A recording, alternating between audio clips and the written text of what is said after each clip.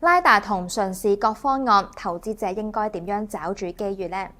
自動駕駛、無人駕駛已經喺全球多地試驗推行，咁究竟係潛在嘅安全挑戰，定係改變交通嘅革命性科技呢？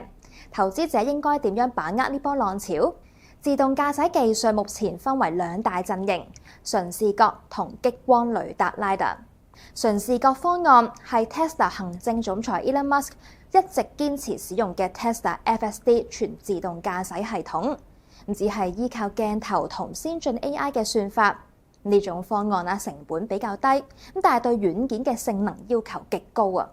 另一方面 ，Waymo 同 Cruise 等自動駕駛公司就使用 LiDAR 技術。